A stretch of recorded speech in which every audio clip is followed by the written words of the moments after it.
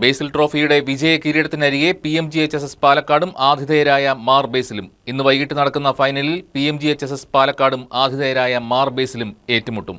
കേരളത്തിന്റെ കായിക ഭൂപടത്തിൽ കോതമംഗലത്തിന്റെ സ്ഥാനം വ്യക്തമായി എഴുതി ചേർത്ത മാർ ബേസിൽ ഹയർ സെക്കൻഡറി സ്കൂൾ മൈതാനം ബേസിൽ ട്രോഫിയുടെ കലാശപ്പോരിനാണ് ഇന്ന് സാക്ഷ്യം വഹിക്കുന്നത്. കേരളത്തിന്റെ തെക്കേയറ്റം മുതൽ വടക്കേയറ്റം വരെയുള്ള സ്കൂളുകളിലെ പ്രമുഖ ഫുട്ബോൾ ടീമുകൾ ഒരാഴ്ചക്കാലമായി നടത്തിയ ഇഞ്ചോടിഞ്ച് പോരാട്ടത്തിന് പരിസമാപ്തിയാവുകയാണ്. ഇന്ന് നടക്കുന്ന ഫൈനലിൽ PMGHSS പാലക്കാടും ആതിഥേയരായ മാർ ബേസിലും മാറ്റുരയ്ക്കും. വിജയകിരീടം ചൂടുന്നത് ആരാണെന്നറിയാനുള്ള ആവേശത്തിലാണ് നാടും നഗരവും. അവസാന സെമിഫൈനൽ മത്സരത്തിൽ മാർ ബേസിൽ HSS എതിരില്ലാത്ത 2 ഗോളുകൾക്ക് തൃശൂർ RMHSS ആളൂരിനെ പരാജയപ്പെടുത്തിയാണ് ഫൈനലിൽ യോഗ്യത നേടിയത്. മാർ ബേസിലിലെ മുൻ പ്രിൻസിപ്പലും റിട്ടയർഡ് സ്റ്റാഫ് അസോസിയേഷൻ പ്രസിഡന്റുമായ ജോർജ് മാത്യു ചടങ്ങിൽ വിശിഷ്ടാതിഥിയായി പങ്കെടുത്തു.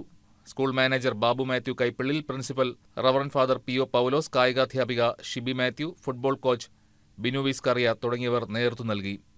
News desk KCV news.